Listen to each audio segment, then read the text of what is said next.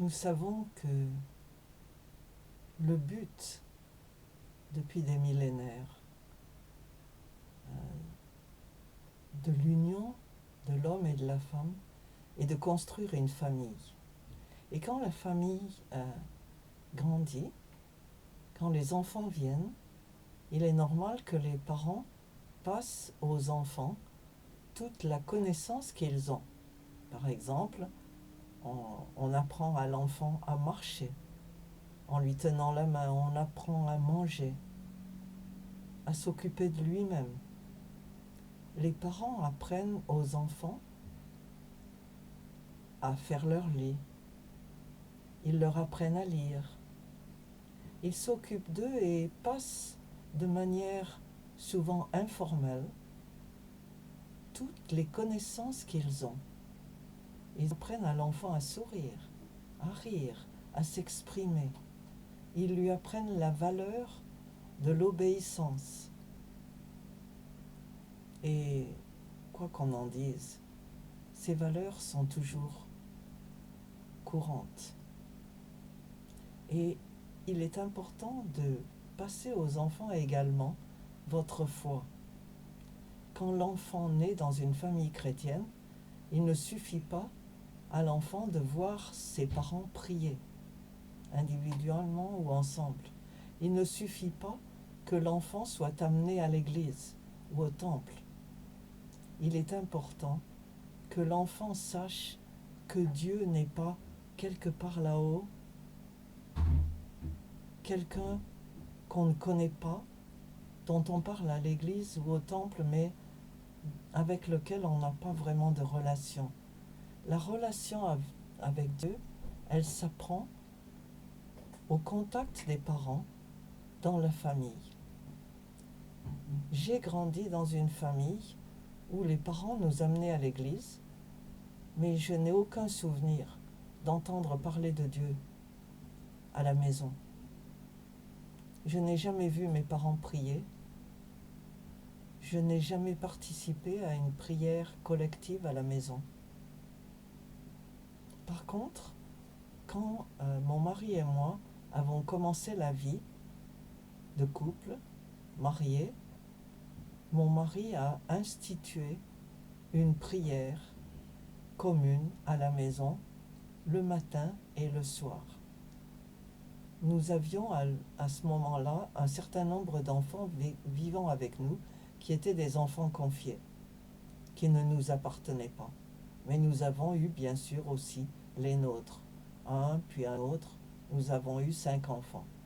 Et donc tous les matins à 5 heures et le soir, après le repas, toute la famille se réunissait dans la même pièce et on partageait des hymnes, on chantait ensemble, on lisait la Bible, on la commentait et on priait ensemble.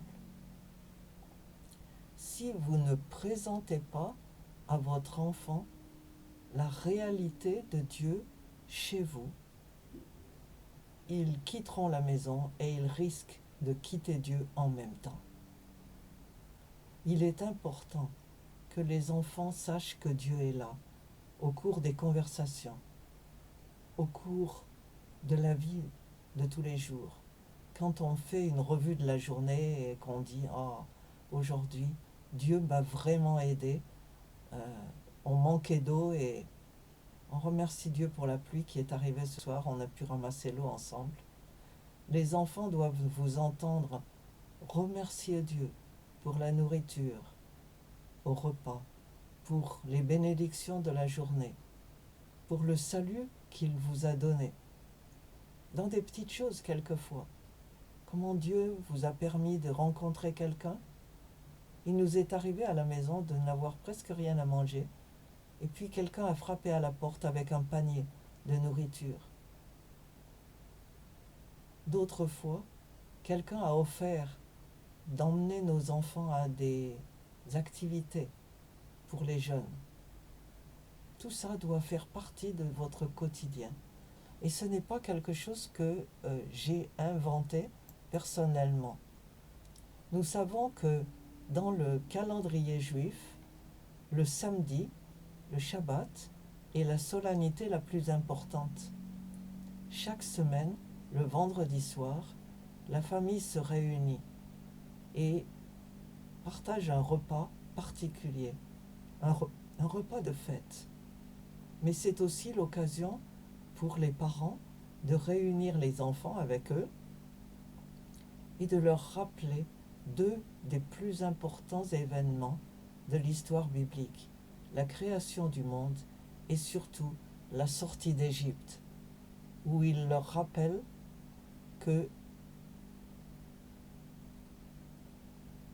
c'est le jour d'être particulièrement avec Dieu.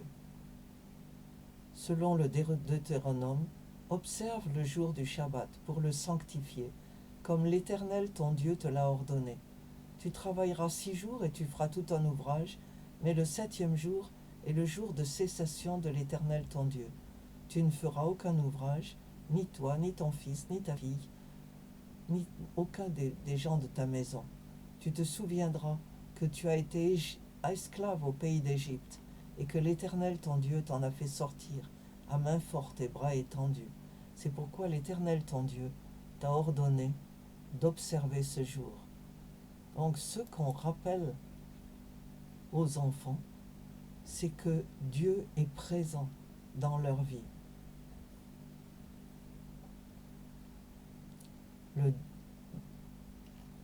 Le chapitre 4 du Deutéronome dit « Seulement bien fais bien attention à toi, veille attentivement sur toi-même tous les jours de ta vie. Souviens-toi du jour où tu t'es présenté devant l'Éternel, à Horeb, lorsque l'Éternel m'a dit « Rassemble le peuple auprès de moi, je veux leur faire entendre mes paroles, afin qu'ils apprennent à me craindre tout le temps qu'ils vivront sur la terre, et qu'ils les enseignent à leurs enfants. Vous vous êtes approchés, vous vous êtes tenus au pied de la montagne. La montagne était embrasée et les flammes s'élevaient jusqu'au plein ciel. Il y avait des ténèbres, des nuées et de l'obscurité. L'Éternel vous a parlé du milieu du feu. Vous avez entendu le son de ses paroles. À cette époque, l'Éternel m'a ordonné de vous enseigner des prescriptions et des règles à mettre en pratique.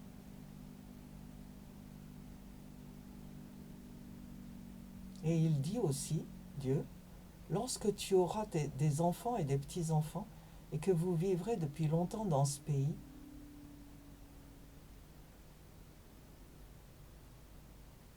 il faudra leur dire, leur parler de moi. Et ça, c'est très important. Et Jésus aussi a enseigné à ses apôtres, n'empêchez pas les petits-enfants de vous approcher de moi. Laissez-les venir. Ce que Dieu veut, c'est que nous parlions à nos enfants, couchés, assis, debout, du matin jusqu'au soir, chaque fois que nous en avons l'occasion. Entrez Dieu dans la conversation. Dites aux enfants que voyager n'est pas juste un voyage, c'est un voyage dans la main de Dieu. Avant de commencer la journée, offrez la journée aux enfants. Parlez-leur de Dieu qui va les accompagner à l'école. Dites-leur que Dieu les aime et qu'il attend qu'ils sachent qu'il est là. Que la réalité de la présence de Dieu soit avec eux et qu'ils grandissent avec, qu'ils sachent que Dieu est là. Je n'ai jamais oublié, quand nous étions au nord du Royaume-Uni, au nord de l'Angleterre, j'avais une vieille amie qui était aussi un membre de notre église. Et quand on parlait, quand on était dans une conversation, elle incluait Dieu dans la conversation. Elle ne commençait pas par dire « Oh, on va prier ». Elle me parlait et puis elle disait « Oh Seigneur, merci d'être dans cette conversation ». C'était juste une partie de la conversation et tout le monde savait que Dieu était là. On l'accueillait comme membre de la conversation. Et c'est ce que je vous conseille, ce que je vous invite à le faire.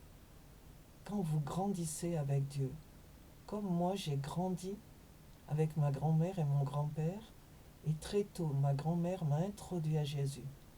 Elle m'a lu le Nouveau Testament, elle parlait de Jésus, elle priait avec moi, et c'était juste une partie normale du quotidien.